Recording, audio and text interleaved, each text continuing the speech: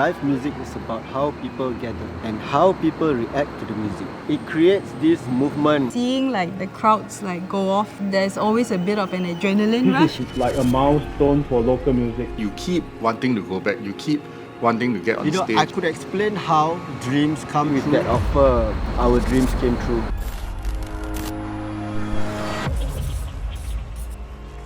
Baby's all started with a dream, right? So this next song is none other than Dream.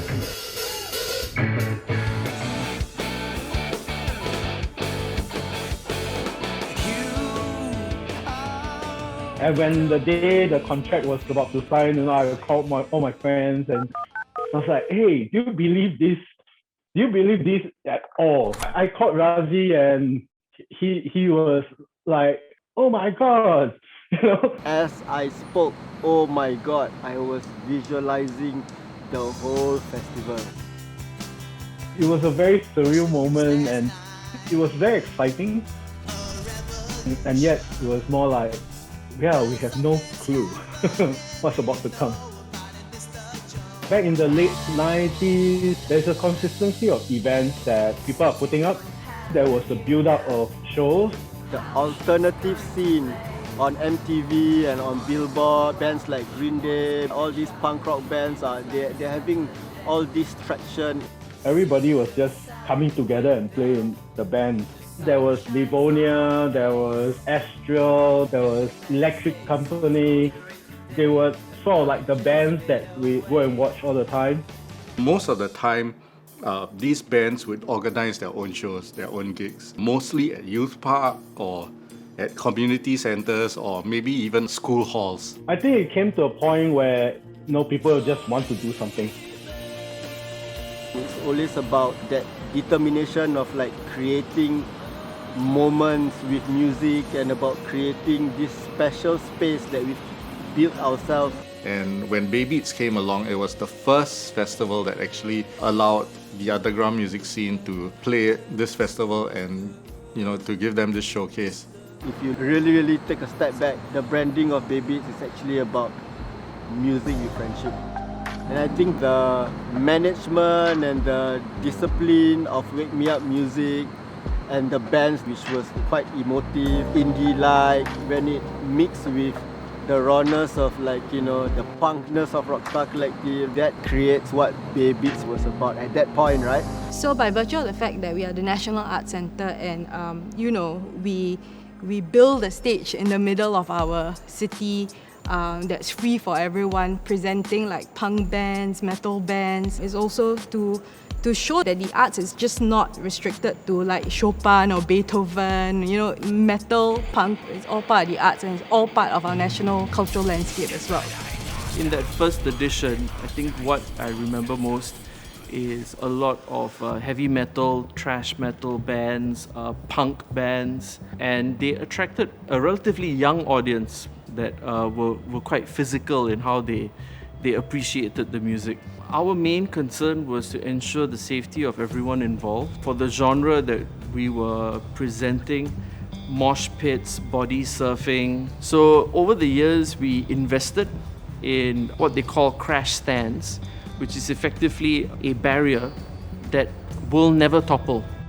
It's always quite exciting, having to sort of raise something from the ground and then, show for the weekend. When you're watching it from backstage and you see like these bodies like flying across a crowd against the skyline, it does feel quite special and you're like, yeah, okay, I think we did all right. It created a sense of, I want to be on that stage. I want to be in Bay Beats. And that kick-started a lot of other bands. I see a growth in technique, a growth in skill. The songwriting was better. The craft, the musicianship, everything was much better. What we did was to create that lineage of, continuity, that mentorship was important because it represents the youth, it represents the future. We took over from the collective who started the festival. At that time, there wasn't that many music presentation platforms where the people can just perform on a professional, a big stage where they are supported in all ways. But as more and more venues open, then people question, why do we still need to do it? If art is a form where we reflect what is the current social condition, then it's something that you have to keep doing. At the heart of the festival, it was always about the people at the festival. That includes the photographer, the videographer, people who helps to take care of the band, the fans, and everyone who puts the show together. But I'm just okay, I'm very excited. I feel like it's going to be over before. The story of Baybeats. So, me and Chester have both tried for Baybeats budding bands, 2018, 2019. We got rejected in 2019. We're hanging out with all the bands after the audition. Someone mentioned, let's just do our own Baybeats. That's a great idea. You know, people say that you go Baybeats, you sell out. Some people still hold true to that. It is the pinnacle of local music. What's your opinion? It's still a very ritualistic thing for a lot of people. They still promote a lot of alternative acts. It is there right now as is. I think it's important to recognize how Baybeats has built a scene, but it's also important to recognize that Baybeats is not the be-all and all. Baybeats is just another platform, another place where music gets to thrive, and that's beautiful. I'm very grateful for the Esplanade team. I'm very grateful they can see past our tomfoolery and see that our goals really align. Snare increase. The snare, yes. The only thing decrease is the kick. Yeah.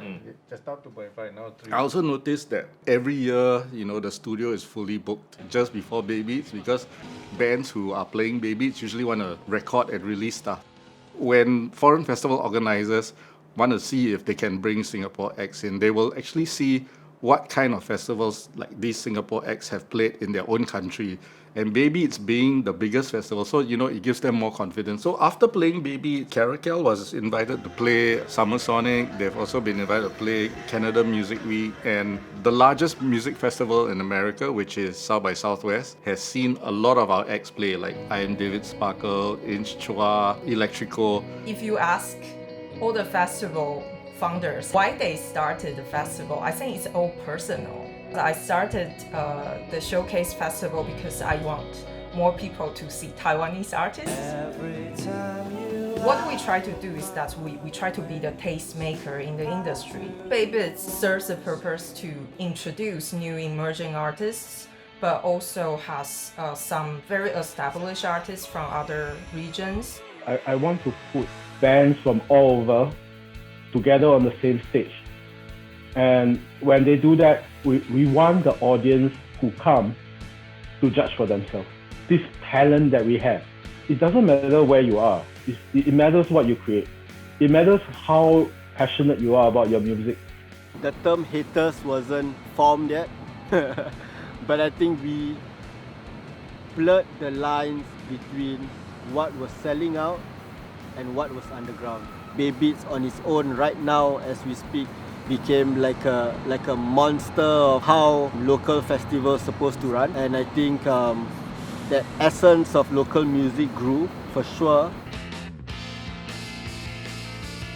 Maybe it started with the scene deciding what Baybeats is going to be like. When I signed the contract, it wasn't about John Chiong and Baybeats. It was the scene. This whole place became a place where everybody can come together, everybody can play together, everybody can enjoy music together. It belongs to everyone.